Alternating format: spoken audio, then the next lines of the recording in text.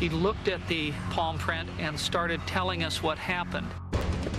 This time on Unexplained Mysteries, psychic crime solvers. It's like looking at a big screen movie that I'm in the middle of. We don't know how it works. If we did, it wouldn't be mysterious. With our case studies, you'll meet 5 women with uncanny abilities. The data checked out all the way down the line. The detectives who work with these psychics. After 5 minutes with her, she told me enough stuff that she had 100% of my attention. The family members desperate for answers.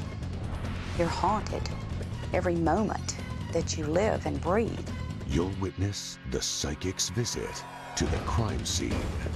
The minute that I get near the scene, it seems like the blood is rushing through my body and saying to me, this is what happened to this girl, this is who did it to her, this is what he looks like. The touch that reveals a clue. He shot me. I know I'm on the floor. My back seems to be hurting me a great deal, and I died. The twist of fate that started with a lightning strike. I began dreaming, seeing pictures, which I know now is clairvoyance. The psychic's message to a killer. I'm gonna come after you until I get you. And the tragic case of a missing child. She grabbed my arm and she said, Tim, find the dog and you'll find Victoria. It was a situation that I'll never forget as long as I live. And we'll bring it all together in our Unex report. Right here on Unexplained Mysteries, Psychic Crime Solvers. Police work involves cold facts and hard evidence. Detectives study crime scenes, interrogate witnesses, and analyze evidence. But when traditional investigations lead nowhere, they sometimes turn to psychics. The only way I ever get involved is if the police call me. If they don't, I will not work on a case. Dorothy Allison is a unique breed of psychic. Her extrasensory skills are so keen that she has been called on to work on a number of high-profile cases. The Son of Sam, John Wayne Gacy, Atlanta child murderer Wayne Williams. With a single murder, you're dealing with a single victim and a single murderer. With a serial killer now, you're dealing not only with a smart person, but a very devious, cunning person. And then you've got so many people, so many visions, so many faces all at once. The visions are sometimes cryptic. Even Dorothy doesn't fully understand them. And talking to Dorothy, you have to sort of interrogate her like a suspect. She sees locations, and you have to narrow these locations down to find what you're looking for. December 1978, Chicago. The bodies of 33 boys are found beneath the house of John Wayne Gacy. But one body is missing. Dorothy is called in to help. She has a vision. You will find the body on April 9th, near a bridge, by a river. I was sitting at my desk, phone rang, it was a sheriff from a small county near this bridge. And he said, you better get down here. We found a body in the river down here. We think it's that boy you're looking for. And I looked at my desk calendar, and it was April 9th. My goal is to see how many killers can I knock down. It's like a game with me now. I love getting a killer. I really do. If you'll ever see evil in a killer, it'll be in his eyes. In Dorothy's eyes, I see hope.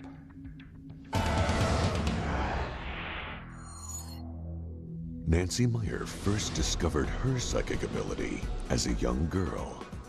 While on a trip overseas, she found that she could read the minds of people, no matter what language they spoke. I discovered that if I got in the person's head, I could get the sense of what they were saying.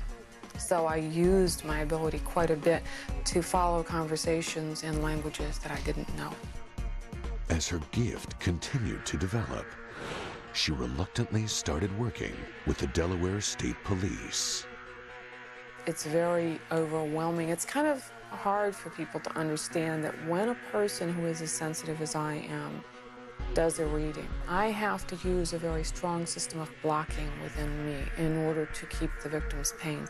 But I must not lose me while I'm doing it. With success, Nancy's reputation grew. Soon, she was being called in on murder cases. But tapping into the psychic energy of a violent crime is a painful personal experience. It's three-dimensional, it's in color, only you are standing in the scene.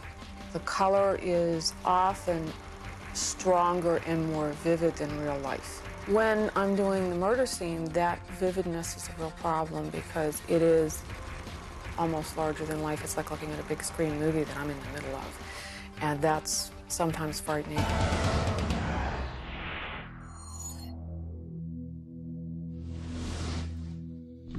See, I felt he came out this door, and then he took a right, which headed towards the back of the building. So, but this is quite a desolate area in here, because I felt that he was coming out of the road. Kathleen Ray on the path of a killer. Yeah, I'd like to look around there. Detectives listen intently to every word. I heard a bell. Just assume we're the nearest church or the nearest bell that would ring. Considerably off campus. Yeah, because I don't feel like it was near where she was. I feel it's at a distance. Like other psychic crime solvers, Kathleen's visions are impressionistic, and it's up to the police to decipher the clues. So I'm painting a picture. I first start by putting the different items in the picture, and then we have to find the focal point to go with that picture. I try to work just as methodical as the detectives do, and I just plug in the intuitive feelings to go with it to see if we can sharpen it any or narrow it down more. Kathleen has worked on hundreds of cases. Her clues have led police to killers, and more importantly, to their missing victims. People ask me why I do this type of work. It's to give closure to those who are left behind that are suffering.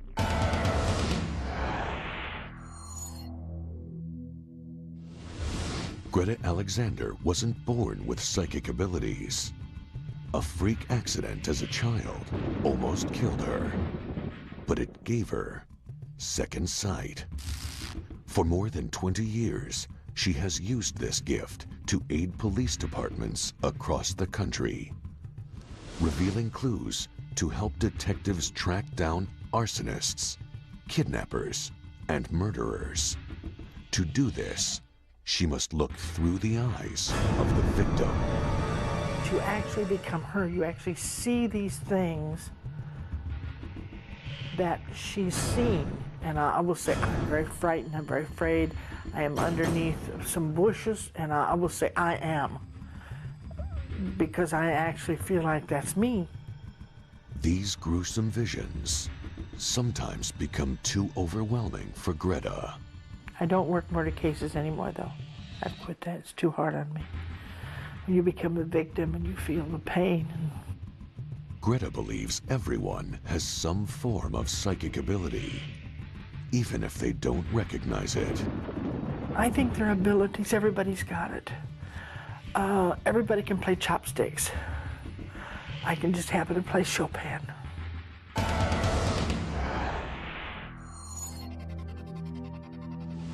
He shot me. I know I'm on the floor, and my back seems to be hurting me a great deal, and I die. Noreen Rainier lived the first 30 years of her life unaware of her gift. But when a client sensed her abilities, Noreen's extrasensory perception quickly opened up. It was like stepping on the moon once I entered into this. I could touch a ring or watch, and I could see pictures in my head. Once she was comfortable with her abilities, Noreen decided to use them to help people. She focused on police work. Using the ability to read objects, Noreen became a valuable tool for detectives. I see the way they see, because I'm not me anymore, I'm them. And sometimes I hurt very much when I'm being killed. 5 women, each has her own way of working. Each has her own gift, each using their talents to help the police catch criminals. These are the best and most accurate psychics in America. Coming up, how did the police react to these psychics? We'll hear from seasoned officers risking their careers on a hunch. She looked at the palm print and started telling us what happened. The information that Greta gave us from start to finish was 100% accurate. Kay said that when I found the body, there would be chickens.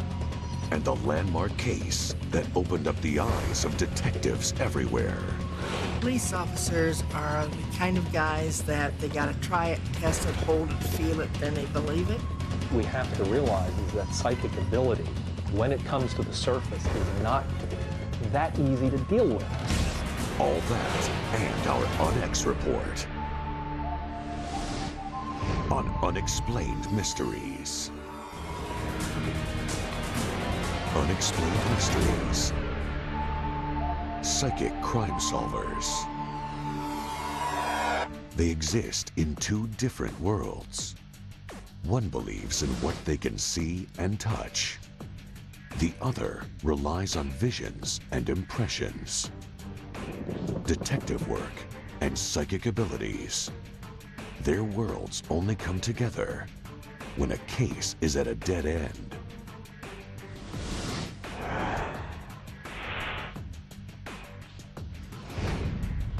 Greta Alexander is searching for a missing woman, the victim of a brutal homicide.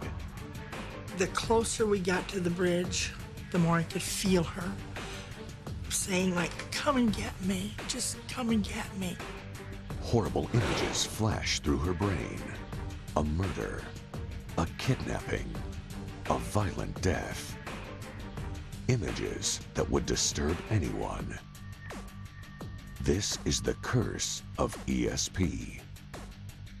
Greta Alexander's curse. One that began when she was struck by lightning. I found that I was a different person. I found I could sense, I would know, and I would feel things that I never ever felt before. At first, her psychic visions were dismissed by police. But as they recognized her accuracy, her credibility grew. It all began with a murder in Tazewell, Illinois. Mary Cassetta and her boyfriend were traveling from Alton, Illinois to Peoria. Just past the Mackinac River Bridge, the argument that had been building in the car reached a climax to a point where he pulled off to the side of the road. She was afraid of him. She bailed out of the vehicle, ran down the embankment. The police arrested Mary's boyfriend. The problem, they couldn't find the body. It was late in the fall when we started the search. The weather was extremely bad. It was freezing rain. There was a storm front moving in that would have covered the area with snow.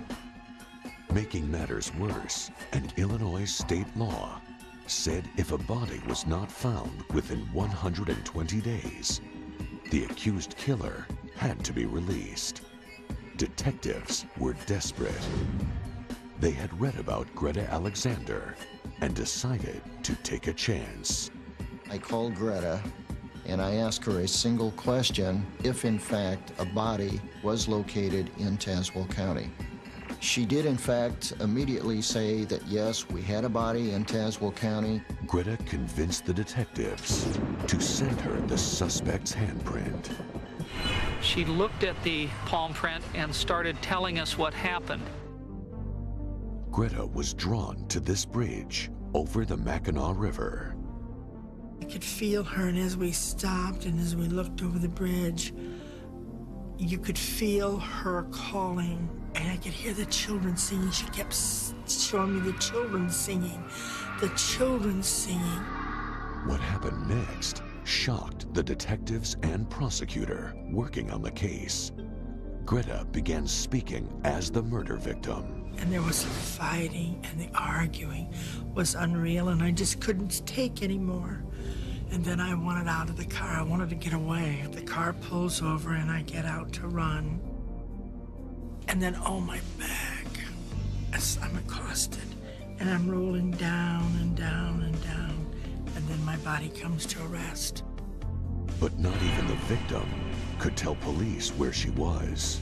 She took out a map of the state of Illinois and circled 3 areas in red. She also gave us a series of clues. She said, if I were Mary, these are the things that I would see. And then there was like an old schoolhouse, and the kids were in these long dresses. She said that the body was near a schoolhouse. We did, in fact, find that location of the school.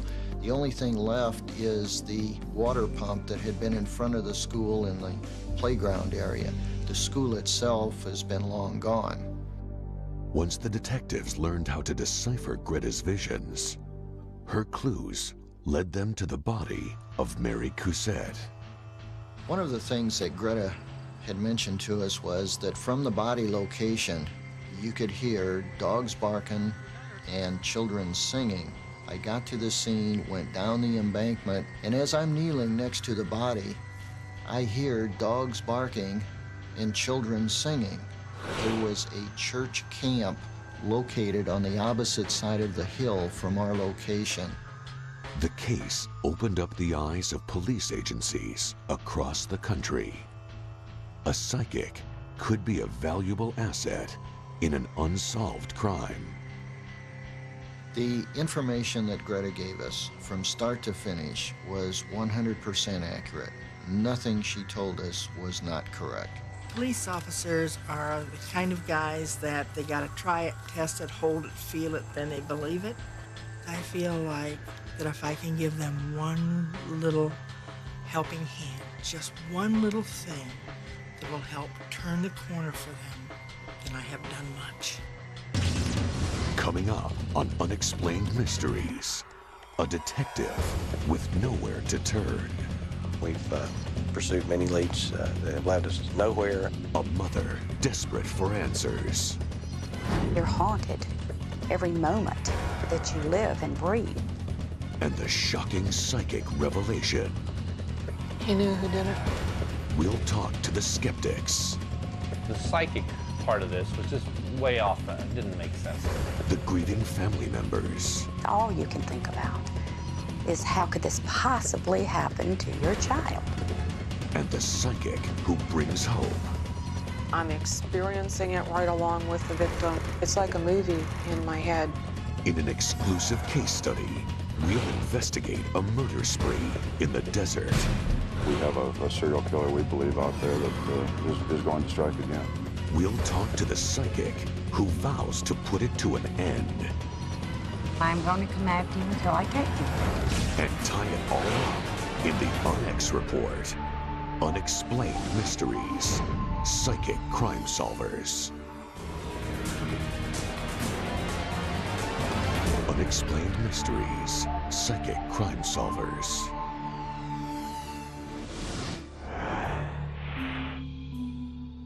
It's very clear to me. I'm experiencing it right along with the victim. It's like a movie in my head. Nancy Meyer is a witness to a murder. She observed every detail and heard every scream, but she was nowhere near the scene of the crime. She saw Skipper Parker's murder in a vision. Haunted every moment that you live and breathe. All you can think about is how or why. How could this possibly happen to your child? You try to protect them and do everything you can to take care of that child. And then one moment, someone can just take that all away from you. Skipper was buried, but his killer was never found. Detective John Barrow had exhausted every lead. It would appear that this young man was on the way to work. While in his truck, he was fired on by some unknown assailant. One of those projectiles struck and killed him. Up to now, the police have, I think, to the best of their abilities, done what they can, given with the resources that they have available to them. And it's been tough for our family because we want the answer and we want it now. We've pursued many leads that have led us nowhere, and we've pursued some leads that have given us some information, but certainly not any that has led to the identification of the suspects in the case. The case is still open, the case is still unsolved. Detective Barrow had been working the case for months with nothing to show for it. Then, Skipper's family read an article about Nancy Meyer. They called the Greensboro Homicide Division and asked them to talk with her. I hope that Nancy Meyer can pick up something that they're missing. A clue, a vibration, whatever it takes to solve this crime. I've never worked with a psychic in a criminal investigation or in any way. This was first proposed by the family. My position with the family has been that if this is something they want to do and it's not interfering with the investigation, and I think it's a position of me as investigator, and the Greensboro Police Department will accommodate them any way we can. Nancy is given access to the crime scene photos. This is where her visions begin. There's energy in every murder scene. When I look at stacks of photos of a murder scene, I am not trying to look at this poor, battered body.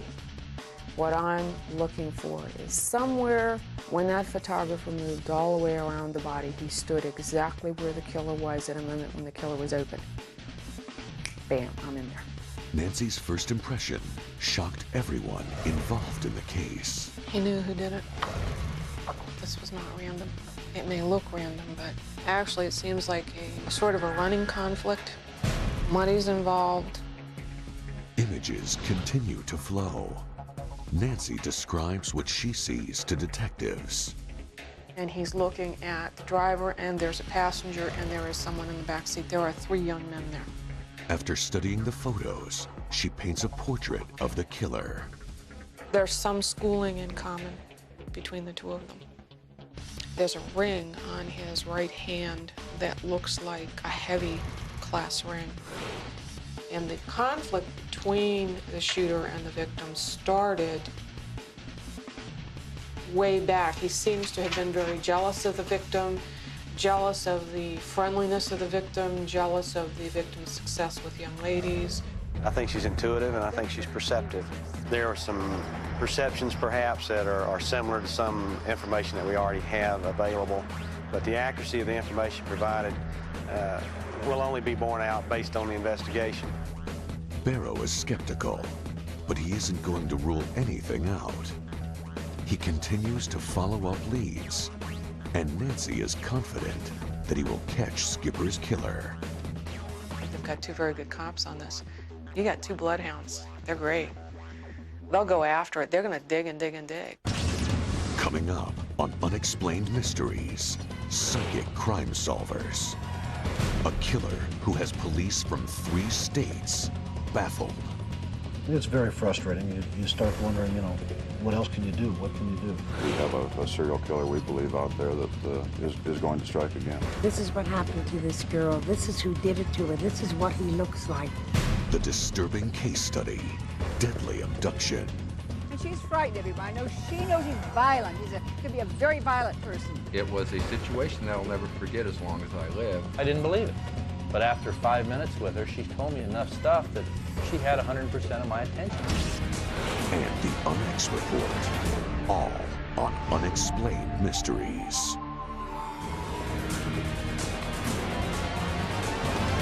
Unexplained Mysteries, Psychic Crime Solvers.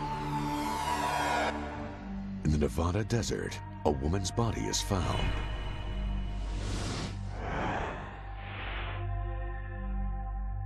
Two hikers made the grisly discovery.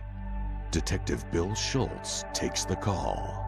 When we got out there, we found a white female, unidentified, completely stripped of all her clothing, jewelry, and had been killed by a gunshot.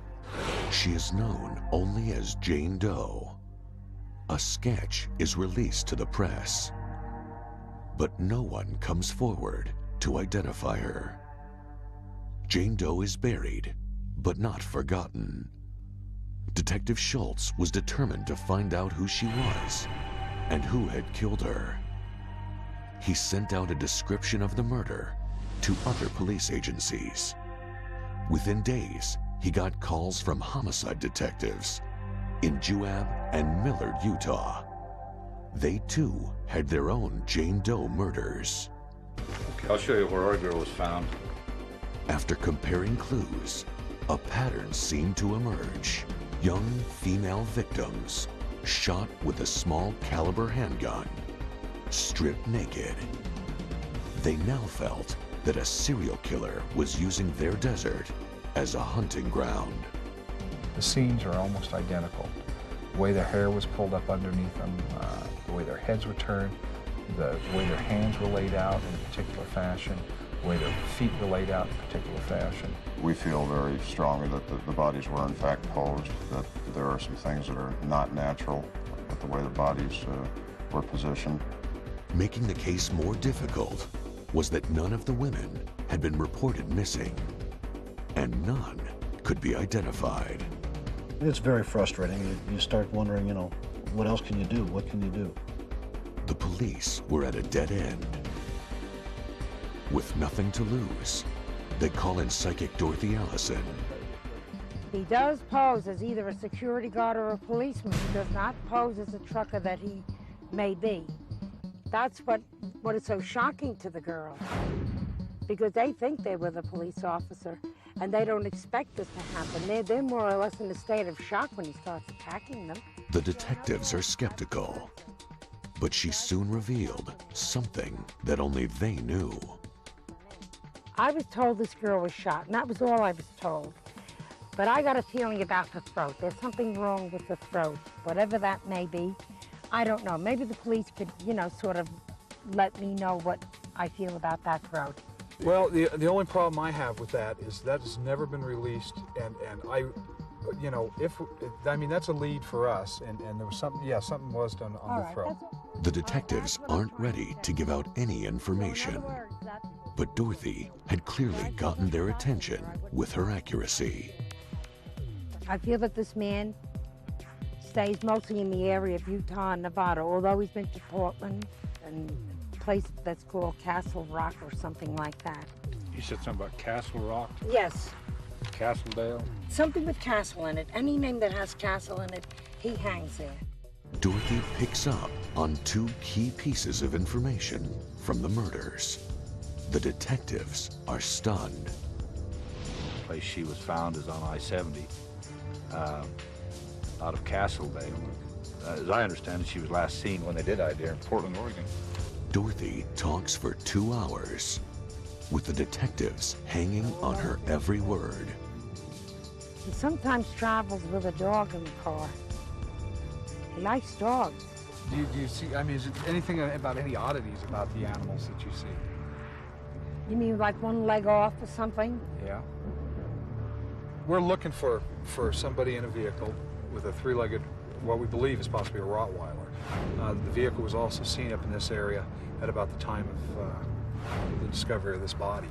At the Elko Police Department, Dorothy describes the killer to a sketch artist. So is that long enough right there? Mm-hmm. When Detective Kolsch sees the sketch, he's shocked. All right, when we were looking for an individual in a station wagon, that we had a witness here in Elko who had seen this individual. That person drawn is very, very similar in description as that individual right there. That's the guy we're looking for with the dog. Within just a few hours, Dorothy Allison convinces the detectives. Saying I was skeptical is putting it mildly, but Dorothy told us some things today, things that came to her that somewhat take me back, and that's to put that mildly. There were some things that she had said while we were out at the scene that has never been public or made public. Things that were only known by the four of us and or people within our own agency or sheriffs. She gave some names and some businesses and stuff, and that I think really need to be followed up on. Since the detectives last talked to Dorothy, one of the murders has been solved. And while it was unrelated to the other cases, they haven't lost hope that one day they will track down the Jane Doe killer. Next on Unexplained Mysteries, a desperate family calls on a psychic to locate their missing daughter. I was dreaming about what can I do, what other avenues can I go? And it came to me in the dream. The detective who went out on a limb. The psychic part of this was just way off. It didn't make sense to me. These feelings are something I've educated, like you've educated your other senses, to where I can use them more fully. And the clue that would break the case. It was a situation that I'll never forget as long as I live. She stopped me, she grabbed my arm, and she said, "Tim, find the dog and you'll find Victoria." We'll open all the case files in our Unex report, coming up on Unexplained Mysteries. Unexplained Mysteries, Psychic Crime Solvers.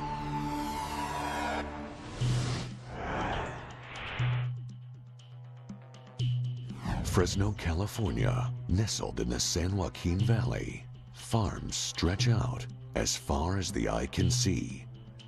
A shocking crime took place here. 9-year-old Victoria de Santiago and her younger sister Eva were kidnapped along with their dog. They had gone to the store to buy a loaf of bread. The counterman said that he remembers the girls coming in and he told them to go out because they couldn't bring the dog in. But no one knows for sure what happened next. What we figured is that perhaps whoever this individual was there in the parking lot. Somehow, a strange man lured the girls into his car. 2 days later, little Eva is found. Victoria and the dog still missing.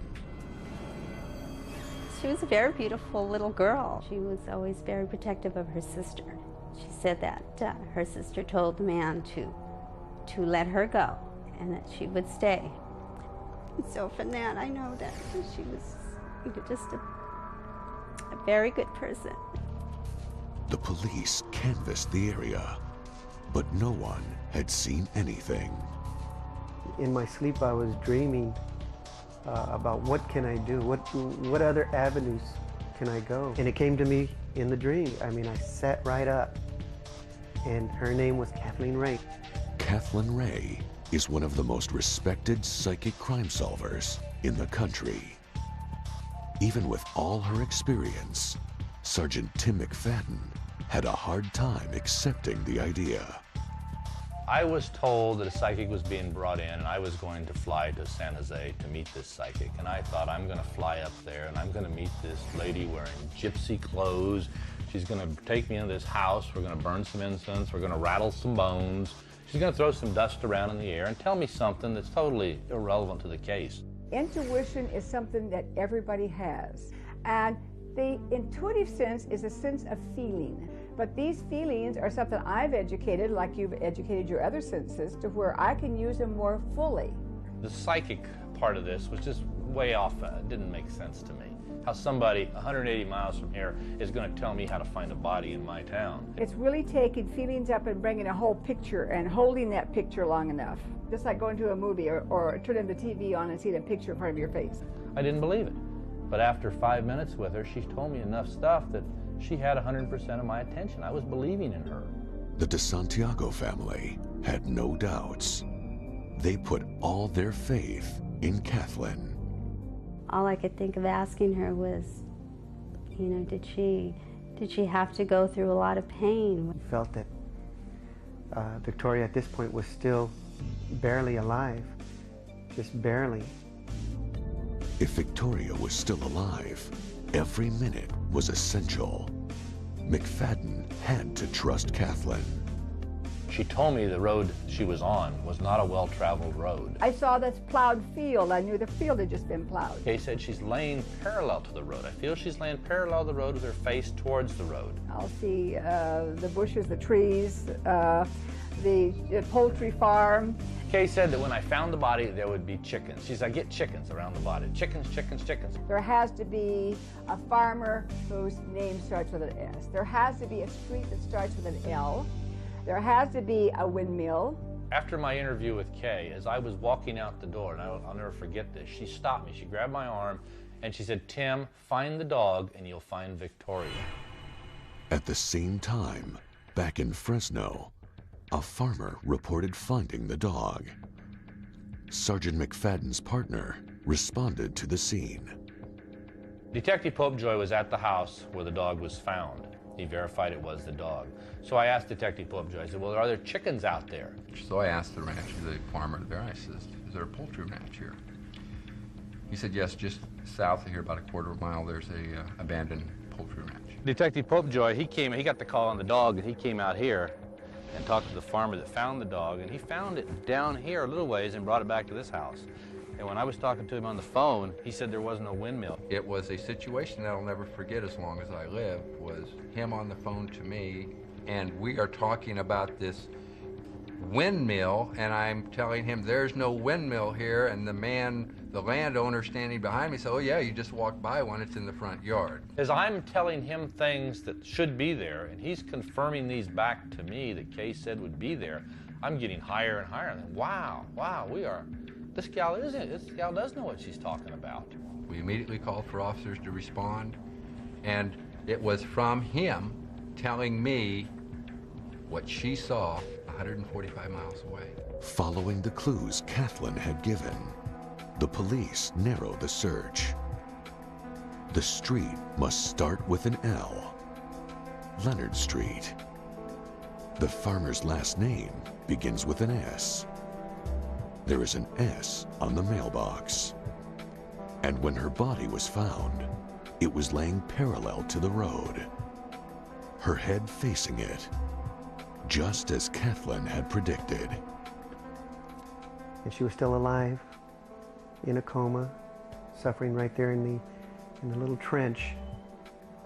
And Kathleen Ray found that, as she described it, to the T. By the time authorities arrived, Victoria had died. The case is still open. The killer has yet to be found. But McFadden hasn't given up. With Kathleen's help and some good detective work, it's just a matter of time. I believe it could be solved. Somebody out there, somebody somewhere has got to know more about this, but they've never come forward. And for the De Santiago family, finding their daughter lets them rest a little easier. Thank you, God. Thank you for finding Victoria's body. Thank you for giving me Kathleen Ray. Next on Unexplained Mysteries, the Unex Report. Are these psychic crime solvers really using ESP to solve crimes? Or is there some other explanation? For family members, it's easy to believe. A psychic brings hope where there is none. But for the police officers and detectives who rely on more conventional solutions, the jury is still out.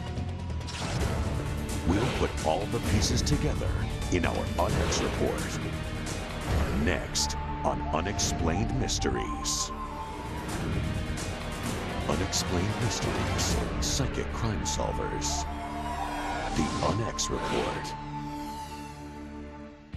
When it comes to psychic crime solvers, there will always be skeptics. The law enforcement community isn't convinced. And even today, the use of a psychic on a case can be controversial. I didn't want the public to get the wrong impression that John Swan uses psychics to do all his rescue. Sometimes the family asks to bring in a psychic. My position with the family has been that if this is something they want to do and it's not interfering with the investigation, the Greensboro Police Department will accommodate them any way we can. The reason is always the same. We've pursued many leads that have led us nowhere. And you start wondering, what else can you do? What can you do? But overcoming reason and common sense isn't easy. The psychic part of this was just way off. It didn't make sense to me. Police officers are the kind of guys that they gotta try it, test it, hold it, feel it, then they believe it. And then there is that moment that changes everything. I could hear the children singing. She kept showing me the children singing. The children singing. She took out a map of the state of Illinois and circled 3 areas in red. He sometimes travels with a dog in the car. He likes dogs. Do you see, I mean, is it anything about any oddities about the animals that you see? You mean like one leg off or something? That's the guy we're looking for with the dog, the individual with the dog. After 5 minutes with her, she's told me enough stuff that she had 100% of my attention. I was believing in her. The cases aren't always solved. The clues don't always make sense. Not every skeptic can be convinced. We don't know how it works. I mean, if we did, it wouldn't be mysterious. These women have heard it all. They know what most people think of them. But they keep helping. They keep providing hope. People ask me why I do this type of work. It's to give closure to those who are left behind that are suffering. If I can give them just one little thing that will help turn the corner for them, then I have done much. It's like a game with me now. I love getting a killer. I really do. And there's only a light shining out of total darkness. You're going to walk towards that light. Whether it's the wrong way, the right way, it doesn't matter. It's a direction. When the logical fails, sometimes the supernatural can provide answers and solve crimes. Exactly how it works, nobody knows. So for now, that must remain an unexplained mystery.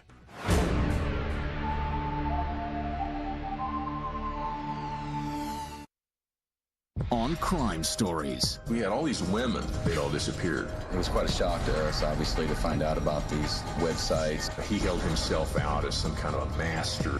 There were discussions about people being kidnapped and taken into sex slavery.